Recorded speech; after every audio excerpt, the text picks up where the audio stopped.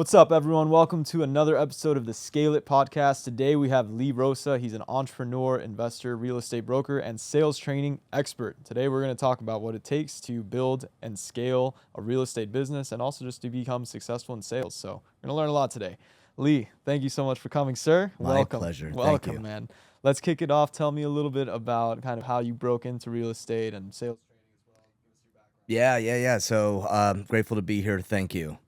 So, I graduated high school, went to college, graduated with a criminal justice degree, and thought I was going to be a career government guy. And wanted to buy a house at 24 years old. My real estate agent was my fraternity brother, and he helped me get access to everything. So this is before Zillow, and we were on the MLS. Yeah. I was on searching till 2:00 in the morning every night because it gave me the keys to the kingdom. Coolest thing ever. Yeah. And I was like, wow, this is so much fun. And that's when it dawned on me during this process where I was like, here I am working 50, 55 hours a week, making sure no airplanes blow up. And I was working for the Department of Homeland Security at the time, right after 9/11. Oh, wow. And I was making $50,000 a year, 45, 50 with overtime. And he was 21, 22 years old making 200 plus. Yeah. And I was like, yo, So, something's got to give. yeah. And so I said, hey, how do you get into the business? And he said, why don't you come check out the brokerage, meet the broker, and he'll share with you exactly what to do. And so I did. I went and we could get into it later, make a long story short. He shared with me exactly a system on how to sell and duplicate real estate, how to run and duplicate a real estate business.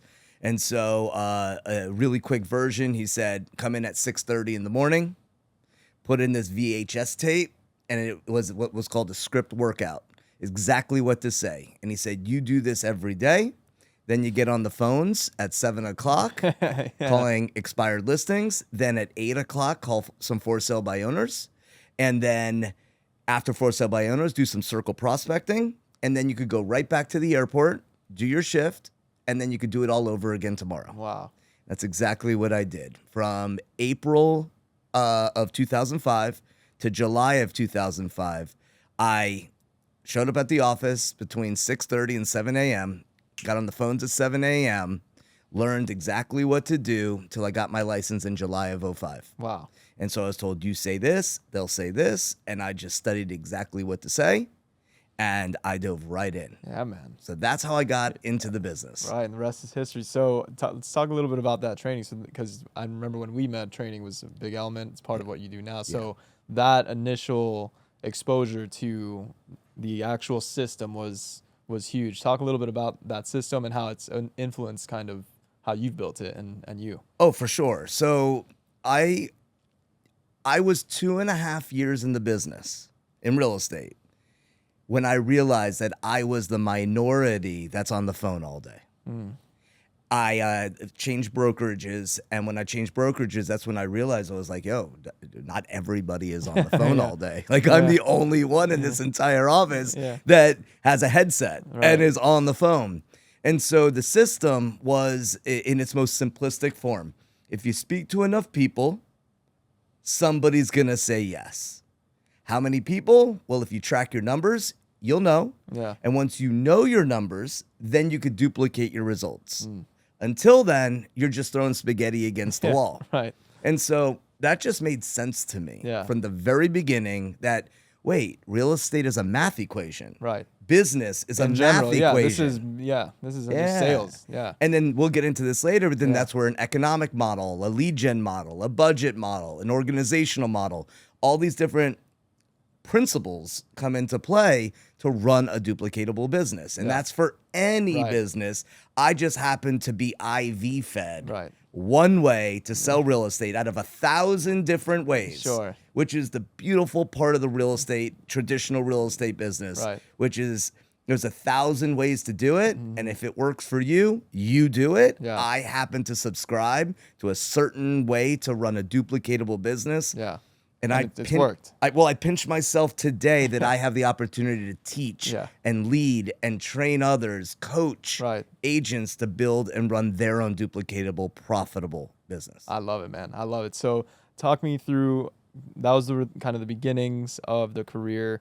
At what point did you decide to break off on your own? And what did that transition look like? Some people kind of go feet first and scorched earth strategy, some a little more conservative. How did it look like for you? So the first brokerage that I was with, I was my foundation. I owe so much to that brokerage because there was no other way but this one way, which is you practice and role play, you learn what to say, you speak to people you don't know to generate leads, you then follow up with people that you've spoken to, which 80% of your appointments will come from that follow up. Yep. Then you go on appointments and you negotiate contracts. Everything else is something that you can delegate. Sure. And so that first brokerage led with that. And so this was around 2007, and the market imploded in Orlando. I mean, it was just a free fall. And so as that brokerage was like a sinking ship, real estate agents would just jump into different brokerages. I was the last man standing, and Loyal. I love it. Loyalty, man. Oh yes. Yeah. And in our pre-setup for this, we were talking about my business partner today and our business. Yeah, man, I've been with the same brokerage since 2007. Yeah. And the same business partners, same director of operations. So that kicked off kind of after in the onset of the recession. So that initial brokerage you were at was just going down, and that as a result, you went out and partnered. Yeah. So what happened was, as everyone was kind of going their different ways, I was the last one standing. I was at that brokerage, and I was like, all right, no. I need to spread my wings, see what else is out there. And I interviewed at 2 different brokerages. And the beautiful part of my journey is within 3 months of my real estate license, I hired a coach. I invested in a coach on a credit card. Yep. Which highly recommended. Oh, the coach part, maybe not the credit card. If you can avoid it. The fascinating part, and we'll get to this later, is I built $60,000 of debt my first couple years in the business, and paid it off. Yeah. And because I'm such a quick learner, I built another 30 right away. And yet we'll get to the story in a little bit, but I've been debt free since 2011. Okay, nice. Which is business debt free, even like debt free. Wow. Yeah, I mean, I have a mortgage, and I have a car, but like, yes. Wow. Nice, and I pinch myself. Yeah. It's a blessing. Yes. Lots of lessons. And so, kind of going back to interviewing at the 2 companies, I couldn't decide between the 2. And I remember I went to my real estate coach and I said, hey, I don't know which company to go to. They both are awesome. And he said, how do you earn passive income at that other company? Because it was between 2 companies. And I said, you can't. Then he goes, you've made your decision. And that's when I chose Keller Williams. And I've been with Keller Williams since 2007. And look, the brokerage doesn't help anyone succeed. It's up to you. And yet, a company based on models, systems, and tools, or a real estate company cleverly disguised to sell real estate, or a training and consulting company, cleverly disguised to sell real estate, is what really has kept me in alignment. Now, backing it all up. So it was 2007. I joined Keller Williams from that original brokerage, and each of my buddies that I knew from the years before that were at different brokerages started coming over. And so these were, if for lack of a better word, competitors in always. That's the beautiful part of the real estate industry. Yeah. Everybody is in competition with each other, yet there's professionalism and there's collaboration. And there has to be, because there's an abundance of opportunity. Sure. There will always be people buying and selling real estate. I've learned that in 08, 09, 10, when the question was, are people real? Like the government had to pay people to buy houses please with the buy tax these. credits. Yeah, right. Yeah. Crazy, And then the man. tax credit didn't work, so they raised it. Yeah. And yet there were people buying real Right. estate. Even And so, to have a scarcity mindset in this business is sad. And I have chosen to, and I've been blessed to be surrounded by abundant thinking individuals, no matter the company. Yeah.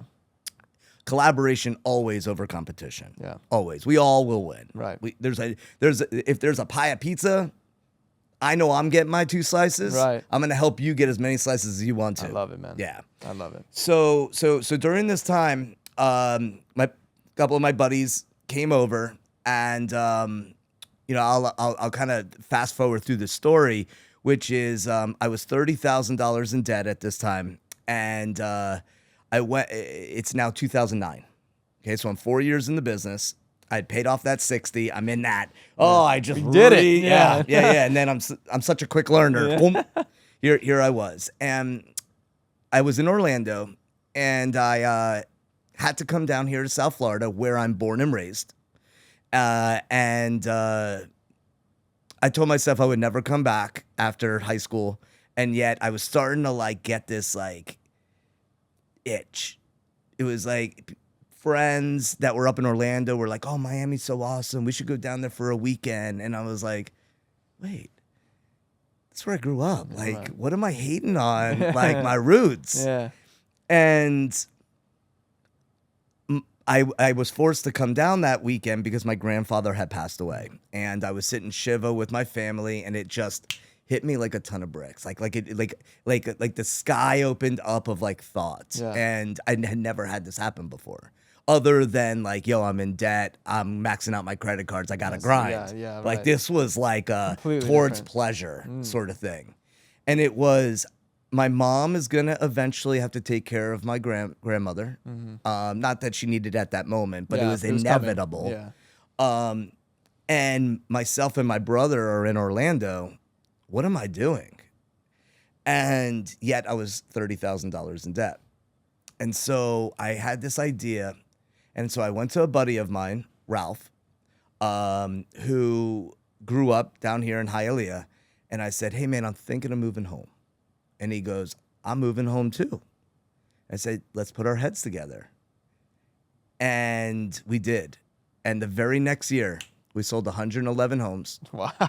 Very next Coming year. out of the Well, we were 08 we were crash. in it. I mean, that was still in, right? We were Wow, we were man. in it, man. We had during 2011, we had upwards of between 50 and 60 listings, and we would close maybe 5 a month. Wow, man. Maybe. Wow. Now, we had a ton under contract, but these Sure. were all the short sales. Yeah. This was that whole part of the game.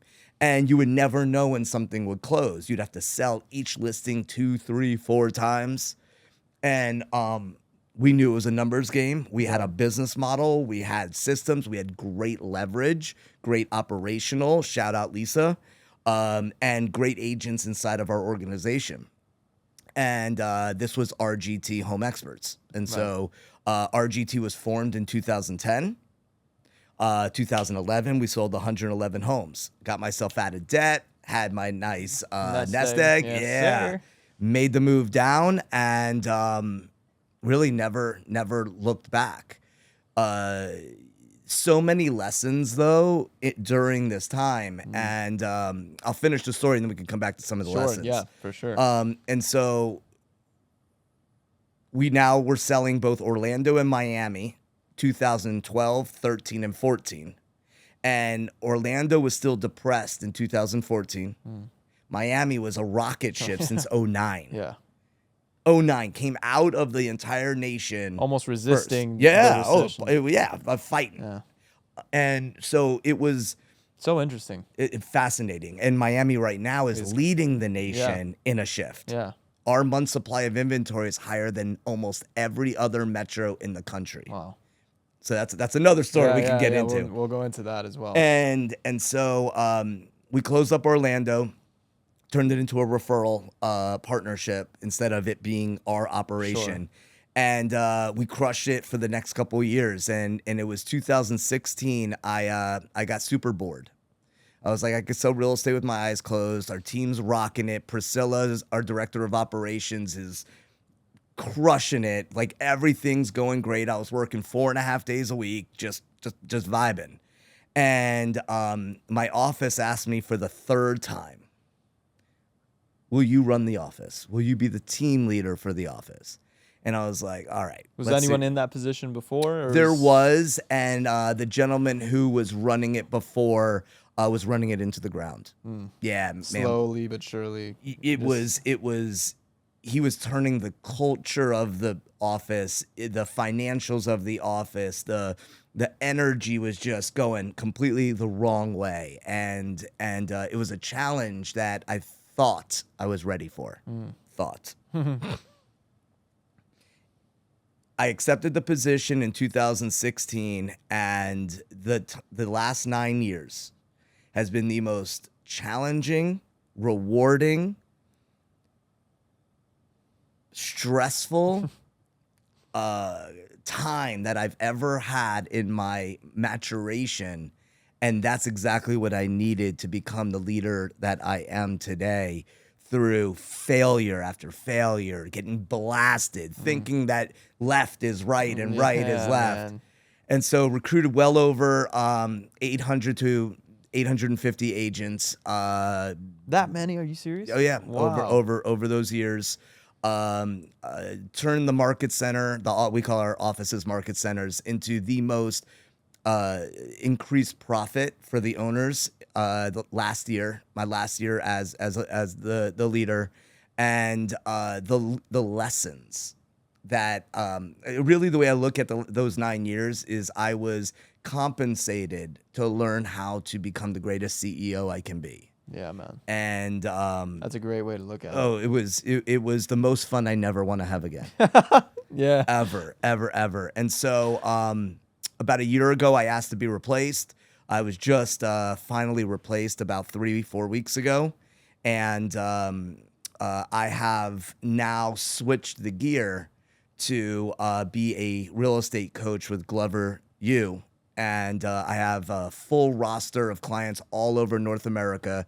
And myself and my business partner for coaching, Matt Marsupian, we run a group coaching program that we believe is the greatest secret in the industry, helping agents learn the fundamentals and basics of how to run the most important models and systems in a traditional real estate business. I love it, man. So that's where we're at right now. At. So there's a couple of items I want to go through. So let's start with just in those beginning stages of building and scaling when you, in 2000, you said 11 is when you guys, so talk me through the evolution of kind of transition. So like you kind of, where you are now, very removed, still involved, but removed from the business day to day.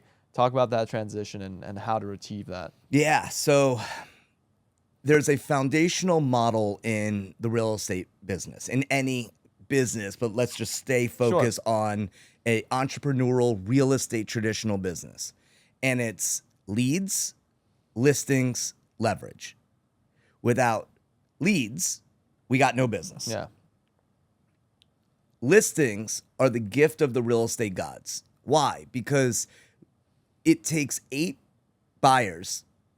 I'm sorry, you could close 8 listings to every 1 buyer with the amount of energy, effort, time, process. Now, that doesn't mean don't work with buyers. Sure. What it means is that when you have listings, they attract buyers. Right. Whereas if you don't have listings, you have to get out there, either grind or pay for buyers. Right. Or the opportunity to have conversations. Yeah. And so leads, which are opportunities to have conversations with people about buying, selling real estate. Listings, which are clients. And leverage, people, systems, tools. People, systems, tools. And so when I approached Ralph, and I knew I had a 2-year time frame. It was about 1.5 years. And I knew that I didn't have enough listings. Ralph had a ton of listings. And I knew Ralph didn't like to work with home buyers. I knew I loved and love working with home buyers. With the amount of listings he had, working the right systems, we can generate enough leads that will generate enough appointments, that will generate enough clients, that we could have enough closings to have enough compensation. Like a little domino, just one by Math. one. Yeah. Math. And the only thing that was going against me was time. Because I could generate the amount of listings. I could get on the phone 6 days a week and do my thing. Yet one of my favorite sayings, and the agents in my world, they call them Leeisms. And one of my Leeisms is play chess, not checkers. Yeah, bro. I swear, let's go on some of my episodes. I love that saying. Yeah. And so here I was like, cool, yeah, I could generate all these listings, but like I'm not gonna sell real estate in Orlando. So let me work with someone who I like, I admire, I respect, and let's crush it together. Let's collaborate. And we did, and we're business partners 15 years later. Yeah. Trust and respect each other, and it hasn't been all rainbows and unicorns. Yeah, of course. There's been many lessons in that journey as to how we got to where we are today, and really have the environment and the culture that can attract and keep people, retain talent. Right. Talking about that team building and you mentioned the previous culture, cultural shifts and things like that. So talk about kind of how you approach recruitment, because that's a big element, and then also the keeping, right, with the company culture. How do you nurture that? And yeah, just in general, how do you build a team? Well, Team. let's start with culture. Culture is a verb. That's it. You could say culture, I got this, no. Culture is action. It's a verb. It's what you do. It's not what you say. And so I think that if we now switch to, okay, how do you build a team or how do you build a brokerage? I believe that there's 5 levels of value when it comes to building a real estate brokerage or team. They're synonymous. The first is people join your world, join your team, join your brokerage because you're just a cool motherfucker. You got good vibes, good energy. People are attracted to you because of your energy and who you are. Yeah. This is the lowest form of value. And so what teams do is they compensate that with split. And they're like, you could be at 100% or you could be on a 90-10 or an 80-20. Red well, flag. That's a high cost of sale. And so the beautiful part of entrepreneurship is asking this one question. What is the purpose of business? Many people say to make money. It's profit. The purpose of business is profit. The purpose of profit, fund the perfect life. Perfect life, truly live before you die. So everything you do should be revolved around profit. Well, that's selfish if we don't bring in value. Right. Well, so that's what we're talking about now. 5 levels of value in running or attracting or growing a brokerage or a team. Right. So the second level of value is you got processes, systems, tools, specialized knowledge. You got listing presentations, buyer consultations. You have all of the SOPs. Sure. Yeah, that could be easily copied and duplicated. Now, this one, you could do a 70-30, even a 60-40. You might even be able to get away with a 50-50. But the problem with this is once they have what they need, they're out. They're gone. Yep. They're like, well, why am I giving you 40%? Right. Why am I giving you 30? I can just do this myself. Right. Your coolness goes so far. Which brings us to level 3. Level 3 is operational leverage. Time. Giving the agents time back. Listing CMAs, scheduling showings, doing contract to close for buyers, contract to close for sellers. So this is back end work that the agent under this structure wouldn't have to worry about. Correct. They Got could you. stay in their lane. Keep working the sales prospecting. And I skipped over this earlier with like the foundation, which is practice and role play. I talked about this. Yeah, Practice and, yeah. right, those 5 things. Right. Practice and role play, generate leads, follow up on leads, go on appointments, negotiate contracts. Right, which is all they should be doing. Exactly. Yeah. Everything else is now delegated out, which means when someone complains that they're on a 50-50 split, well, go duplicate it. Go ahead. Yeah, take Go ahead. 100% of all the effort. Well, here's a list of everything you get. Yeah. This is going to be $80,000 to $90,000 for you to duplicate. Right. Go. Yeah. Go. Yeah. Absolutely. I wish you well, and the door's always open. Right. The beautiful part of 1, 2, and 3, we haven't talked about one thing yet, which is what most people think is the most important. Leads. Join me because I give you leads. I got leads. I got leads. What I found in my years in leadership is when a person joins you for leads, they will leave you for leads. When they join you because of culture, time, how you can help them grow, now you've built longevity. Now you've built a business that is worth owning, Right. that you can have a career worth having, Right.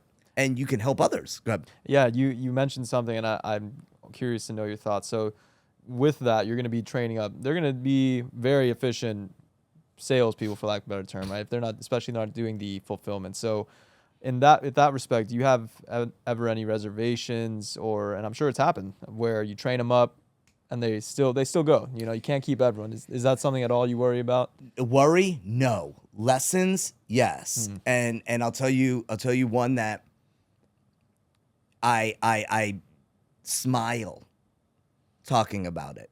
And I respect this agent so much. And so in all of my years, there's a handful of folks that have been under my guidance that become a protege. You walk into the office and they're finishing a sentence that you would say every single time. It's like, it's the coolest thing. And so this gentleman joined the Keller Williams office, and for 6 months, he couldn't smell a deal. Like, didn't even come close Not to for anything. lack of trying. He was there. He tried. He was there every day. Couldn't even smell a deal. Joined the team and did everything he was asked of, and then some. He also worked in movie music producing. Oh, wow. So he was in the studio till like 4 a.m. Wow. He would go home, sleep, show up, and rocked it. Damn, man. Okay, I like it. Pinch myself that I had the opportunity to lead him. And so his first year, he closed 30-something deals. His second year, he closed over 50 under the team. And I'm talking, we gave him, he grew into everything that we led into him, and he ran with it. This was the same year, so the year that I became the team leader. So it was 2016-17. I was focused on running the brokerage. Ralph was focused on building his investment business, which he's crushing today. I see. And I knew the model that I was missing. And the model is this, and Gary Keller has taught or shared this idea. And he said, imagine that you're a circle, the leader, and the person who joins your organization is a dot. Well, your job is to pour into them and have them grow. Well, John Maxwell's first irrefutable law of the lid, if you don't grow, at some point they're going to outgrow you. Yeah. So your job as a leader is to continuously grow so that you can continuously pour into those that are in your world. And should they outgrow you, that's not on them. It's a reflection on you. Absolutely. Damn. And I I love that, knew man. it Yeah. at that moment. And Wow. I said, yeah, man, absolutely go open up your own brokerage. That makes sense. You're going to crush it. And his success makes me smile. Yeah. Like, it's yes. And Yeah. he's running a highly successful brokerage here in South Florida. He has expansion teams all over the state. Yeah. And he's one of, if not the top agent at his Wow. overall brand. But he is his own broker Yeah. running a huge operation, highly successful and profitable. Right. And that's such a good way to look at it too, because you can be on the other side of it and have them sign the non-competes, which are, rough, but you don't, that's like bought loyalty, again, it goes back, like they're not really for the team, Yeah. and the relationship I'm sure you guys still have is priceless, Genuine. Yeah. It's priceless. Yeah. It's real. Right. It's transparent. And I'm sure you've done business together. Of course. Yeah, as it's come up. Of course. Yeah. Absolutely. And again, it goes back to collaboration over competition. Yeah, man. Like, there's enough business for us all. Yeah. We're all in this together. Right. And now I can learn from him. Yeah. Which I'm so grateful for the opportunity every time, watching his successes, looking at what he's doing, Right. looking at how he's evolved the models that are foundational, the economic model, lead gen, budget, and organizational. Yet he has his own systems inside of those which work, Yeah. which is a beautiful thing. Right. Little evolution there. So let's talk about sales. Yep. I've been seeing your videos more and more, and I'm actually like just learning and studying because you're good, man. You're really good. So tell me how you view sales. What is sales in essence, and what is it really all about to become successful in it? So I subscribe to two definitions of leadership. Number one is influence. Nothing more, nothing less, which is John Maxwell's. The second definition of leadership is to teach people how to think so they can get what they want when they want it. To teach people how to think so they can get what they want when they want it. That's Gary Keller's definition. When it comes to sales, my job has always been, and those that are under my guidance and to leadership, is our job is to ask questions, to help people think at a different frequency so they can get what they want when they want it. That's sales. It's not telling anyone anything. Here's my advice. Here's what I would do. That's one way to look at it. Let me give you another one. What would you think about this? If you were to lose the house over $5,000, how would you feel about that? I saw that you already moved the couch into the living room. I'll call the agent. I'll hear exactly what's going on. You'll get candid feedback. You tell me what you think about that feedback. And so selling isn't telling. It's asking questions. And so to stack on this, studying, practicing, and role playing. In other words, learning exactly what to say, ask, so that you never have to think about what to say. Right. Because the worst time to think of what to say is when you're about to say it. And so what many new agents or agents who just wing it, Yeah. what they forget is that if you're worrying about what to say, or if you're thinking about what to say, you're not actively listening. Right. You're just listening to answer. And so, long answer to your question, sales or selling is simply being where your feet are, being comfortable in asking questions, taking notes, and helping someone make a decision that should be the best decision for them, Right. but challenging anything that they say in questions to help them see all sides based on what it was that their goals are. So it starts with a needs analysis. What is our goal? Whether you're selling or buying, what's our goal? And then asking a series of questions using a presentation, a canned presentation to help duplicate a response, to help duplicate scenarios so that when they ask a question, you can then help them see the right answer based on what they want. Right. And so when you're actually going into the day-to-day of it, right? So it's not really on the outreach. It's not is there a script, or is it kind of geared more towards around these are fundamental questions that you're going to be asking for sale by owner or an expired listing? No, I don't think script is a bad word. Okay. So I believe that scripts are absolutely there. Now, they're guidelines. Sure. And so the key is to understand what someone's actually saying or asking so that you can ask the right question to get clarity in why they said what they said to help them move down the conveyor belt. Right. So I'll give you an example. If a script was, when you sell the home, where are you moving to? How soon would you like to be there? What's important about being there? Have you ever thought about selling it yourself? Like when you're going down a list of questions, it doesn't mean that you go down the questions. But if you have them internalized, you could go, boom, they say this. You might go down a path over here. But if you know how to get back, the whole point is it's a guide to find an opportunity to ask to close, provide a service. Right. In the absence of value, price is the only issue. And yet, here we are. And let's get to the finish line. Yeah. So what you're saying is you want to move to Orlando. Well, if I can help you get to Orlando, would that be of interest? Great. Let's meet. Right.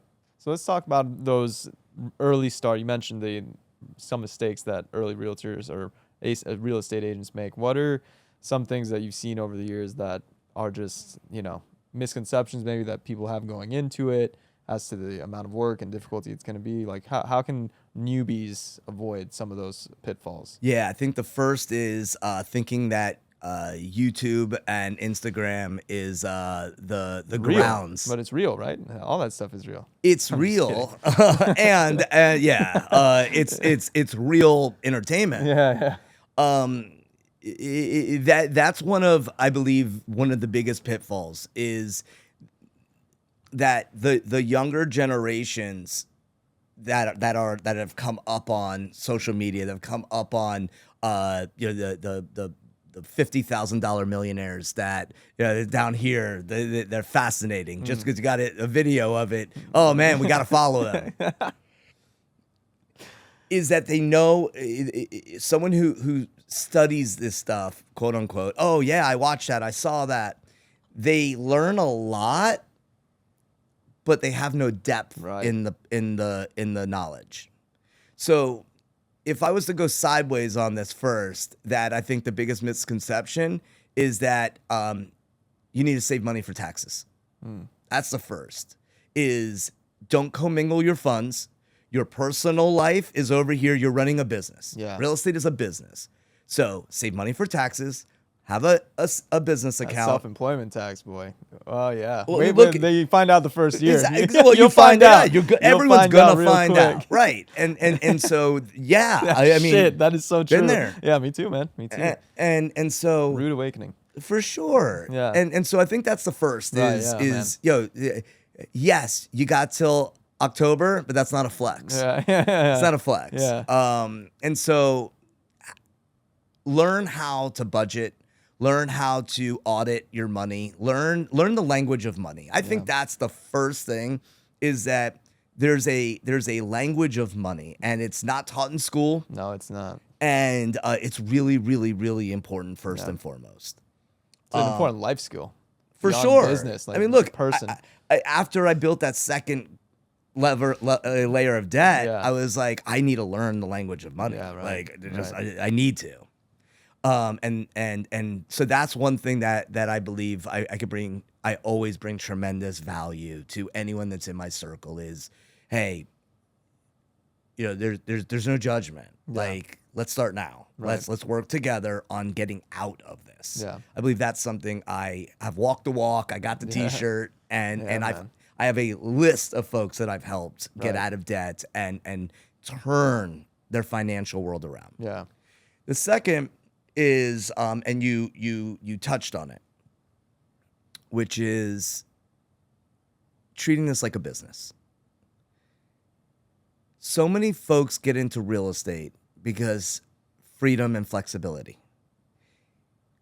Most people fail in this business Because of that. because of freedom Yeah, man. and flexibility. So the first step is follow a schedule. Ask yourself every day, if you reported to a CEO, would they fire you?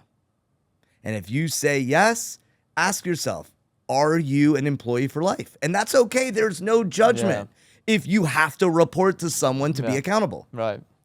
And so that's kind of the next thing. If you have a schedule, be accountable. Be accountable. Do what you say you're going to do when you say you're going to do it. Learn the fundamentals, which is what we teach in Sales Rocket Coaching at Glover U. So if you'd like to text SRC to 55444, you'll learn more about this foundational course. But fundamentals, schedule, accountability partners.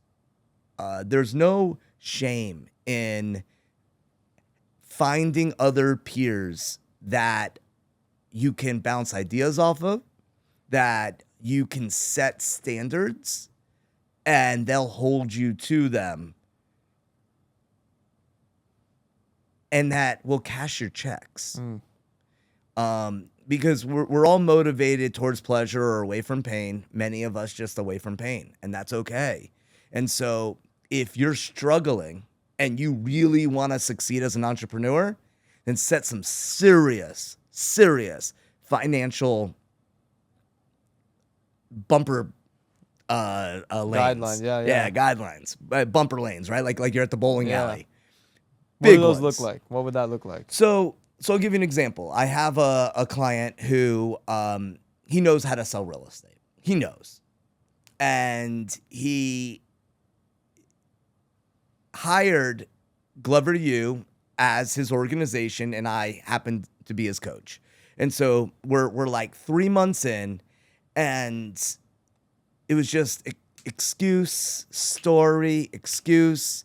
And so I start every one of my calls with a cadence. So a coaching call would look like this. We would review our numbers, which is the language of real estate, conversations, appointments scheduled, appointments sat, listings taken, buyer-broker agreements, buyers in the car, listings, pendings, closed, and deals falling out, along with income, GCI. And we always want to track deals falling out because in this market right now, we're seeing mass fallout, which bulletproofing is a skill, and that's something else we teach in Sales Rocket Coaching, how to keep deals together. So this gentleman, every time I would ask a question, he would tell me a story. And I just stop him, and I'm like, I respect that, but we got 30 minutes. And if you want to tell me the story, I'll listen. Or we can just get down to the bottom of it. You didn't do it. Yeah. And he's like, yeah. And I said, okay. So on a scale of 1 to 10, how committed are you to doing this? And he said, I'm a 10. I was like, okay. What would happen if you would do this consistently? He's like, oh, I would set appointments. And I was like, okay, so when you set appointments, what would that do? He's like, well, then I would have clients and you would have more clients and that would then help you get closer to your goal. And right now, what's getting in the way of you not being home for dinner, being with the family? He's like, oh, well, I got all this work and all these things that are going on. I'm like, I don't doubt that you have the work, yet are we mistaking movement for achievement? And he's like, well, maybe. And I said, okay. So let's circle this all around. We understand that there's opportunity for improvement. We agree. Like you have the potential. You have all of the opportunity for improvement. He's like, yes. I was like, perfect. What time can you get in the office? Or I said, what time were you getting in the office? And he said, around 9:30, 10 o'clock. I was like, okay. What time should you get in the office for you to get what you need done?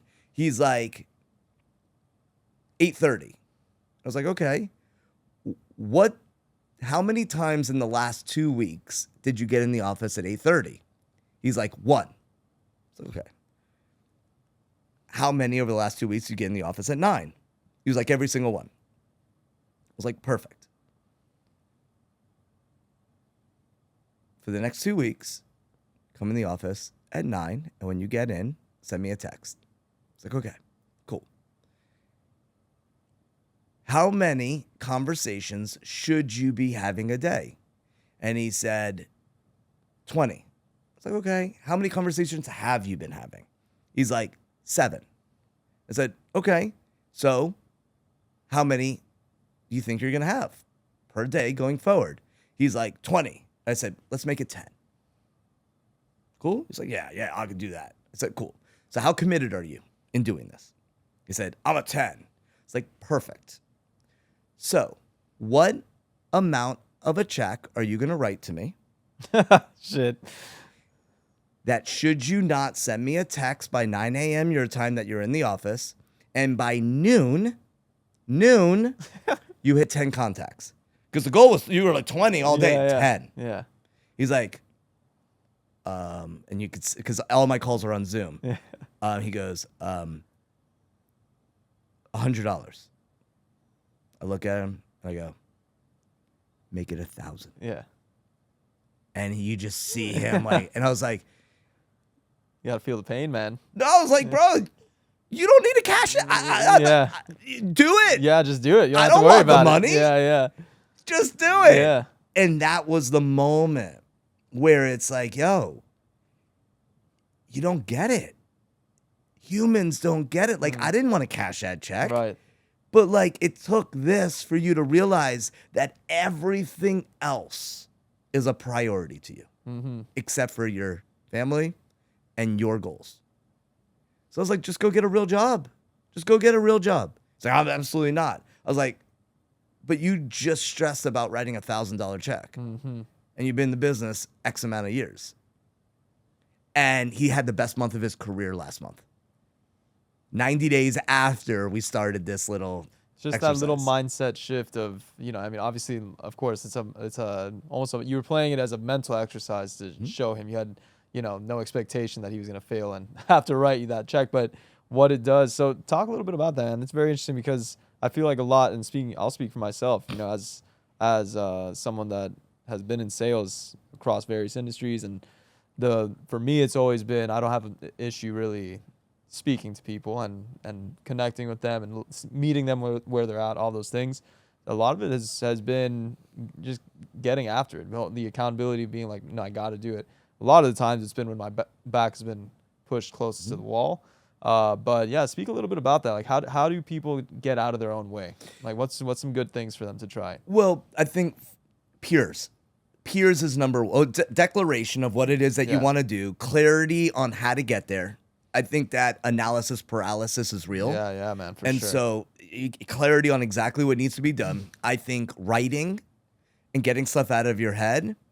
Yet one of the systems or models that we used coming up in the business was we would tell people with money, accountability, when we would get in the office, we would have a certain time, like 10:30. 2 people would call each other and do affirmations. Oh, I love that. Like, you call me or I would call you. We would agree, hey, on Monday, Wednesday, Friday, I call you. On Tuesday, Thursday.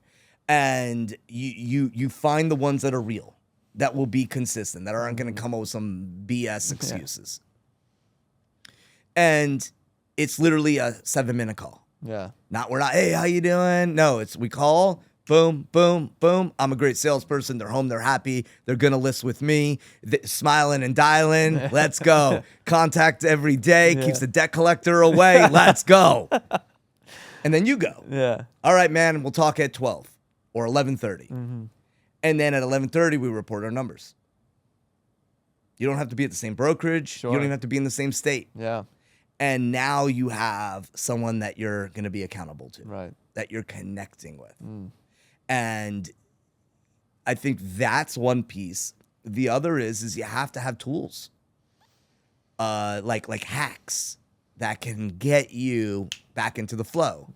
Like, one could be a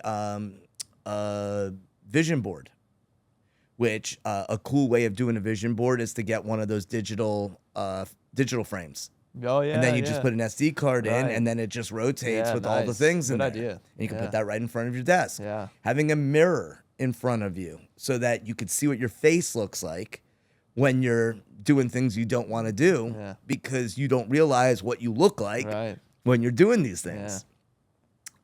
Peer accountability, having a business plan, and going back to the YouTube, Instagram thing, none of this works at scale without a coach, without a mentor, without someone to bounce off of.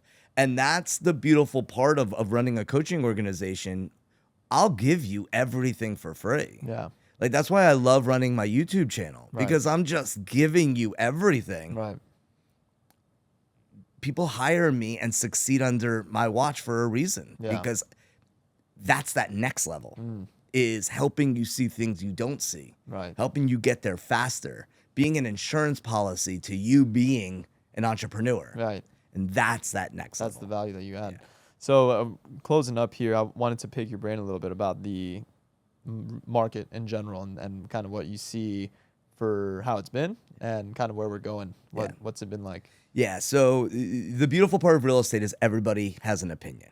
And that's what makes real estate like politics and sports. Everybody's an expert except for those that are an expert. Yeah. And the way I look at any market is I focus on statistics. And that way you have perspective. And so there's two statistics that I learned back in the day when the market was going sideways in Orlando, to truly understand where a market is moving.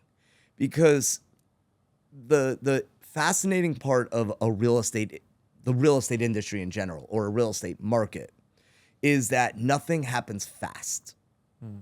And it's like turning a cruise ship around in a bathtub.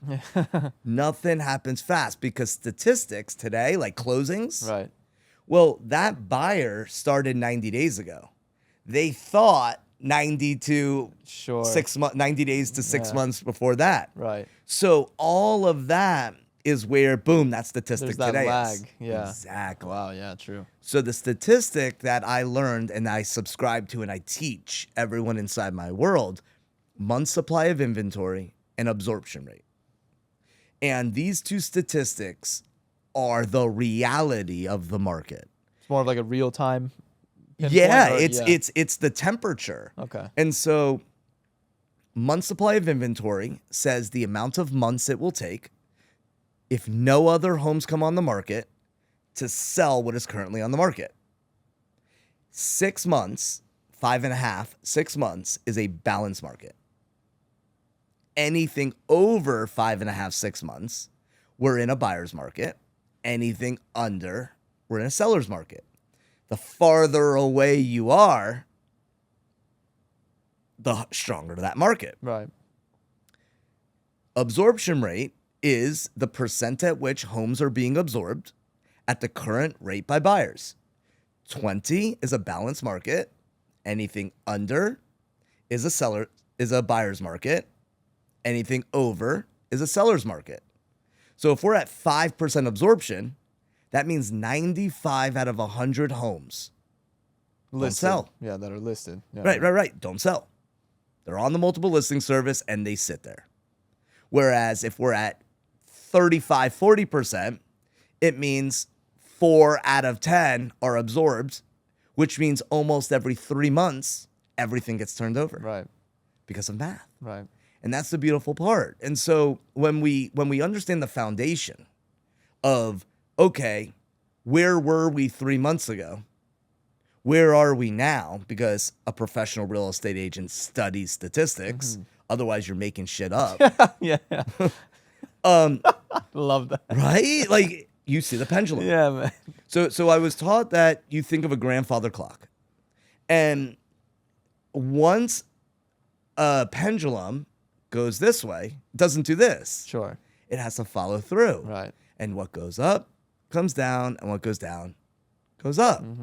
Well, when you see that month's supply of inventory was at 3, then now it's at 3.5, now it's at 5, next month it's at 6. Well, we can see that more properties are staying on the market, which means we're moving towards. It doesn't mean that there isn't still multiple offers. Sure. Doesn't mean if a property doesn't come on the market priced correctly in great condition in a great location, it's still gonna fly off the shelf because homes are still selling. Yeah, yeah. It's where is it going? And a way to kind of observe this is, and I learned this back in Orlando, because when I got in 05, everything sold. It was just easy. Oh, it was fire. Well, it was easy, yet there were multiple offers, kind of like the way it was in 21 here. Yeah, for COVID. Exactly. And so then as it started to slow down, things still sold, but you started noticing the ones that stayed on the market were the ones on busy streets. The ones that were on like backing up to a shopping center. And it was like, wait, but homes are still selling. Things are still moving. But why are those signs staying there? Well, it's because they're priced at the same price as the ones on the cul-de-sac. Right. Cul-de-sac sold. This isn't worth the same as the cul-de-sac because of its location. Right. And so, again, when you're understanding month supply and you see this, you're like, well, yes, price, condition, location. The condition and the location matters. The variation you can choose is price and make your adjustments. And so, but again, back 2020, 21, 22, 23, 24, you didn't have to have any of these skills. Yeah, it's a white hot market. Right. Man. It was a market of speed. All you need to do is talk to people and you'd be able to have business. Right. All of a sudden, about 18 months ago, 24 months ago, boom. Yeah. Brakes pumped. It's like, whoa, this is a skill-based market. And that's, you know, I always share, they're like, hey, Lee, how long have you been in the business? I'm like, I'm a 20-year overnight success. And I got all the war wounds to do it, man. Yeah, man. I mean, I almost got out of the business in 2012. A lot of people are leaving. I hear a lot of, with the recent change too, I know they had the NAR settlement that freaked a lot of realtors out. Yeah. And then the market, have you been seeing that? Yeah, look, man, my philosophy with the NAR settlement, I think it's absolutely the best thing that could have ever happened to the industry because agents who represent buyers are now going to get paid what they're worth. And many aren't worth a lot. Yeah. And so they're going to starve out. Right. And so learning the fundamentals, learning systems, learning how to ask questions to help people self-discover, to actively listen, to be a consultant is a skill. And why agents get out of the business? I mean, I watched it in 2007, 8, 9. I watch it. It was our broker said this back in the day. He said, do you know what how many homes the average agent sells? And we said, no. And he goes, 6. And I was like, yeah? And he goes, guess what that means? And we're like, what? And he goes, every 6 transactions you close, you starve someone out of the business. How many can we sell? And how fast can we get to 6? Yeah. And that was our thing. Wow. Yeah, man. When we were cranking, closing 30, 40, 50 homes, we were like, let's go. Yeah. Let's get them out. Yeah. Because so many folks get into the business for all the wrong reasons. And that's what I love about being now in the coaching space, leading with the fundamentals, the right way of selling real estate, helping people look at this as a fiduciary, represent, and truly help people achieve their goals, not just turn and burn. Right. It's the greatest. I pinch myself every day that I have this opportunity. Yeah, no, man. And we're running out of time here, but I wanted to open this up, let people know what you got going on. And this has been awesome. I wish I brought a notebook, honestly. I wish there's some notes to be taken. Well, the good news is we recorded it, right? Yeah, it's on camera, so we got it. So go ahead, brother. Yeah, so please follow me on YouTube, Lee Rosa Real Estate, and it should pop right up. I pop a video every day or every week, and we run shorts on my Instagram. So look me up, Real Estate Business Coach on Instagram, and I co-lead a group coaching program with Glover U, which is, again, the fundamentals of helping any agent sell more real estate and learning the right way, how to hold an open house correctly, how to call for sale by owners and expires, the psychology of what to say, the psychology of the individual that you're speaking to, how to work your database, how to work the path to payday, which is finding the most fundamental right ways to generate leads that will close quickly.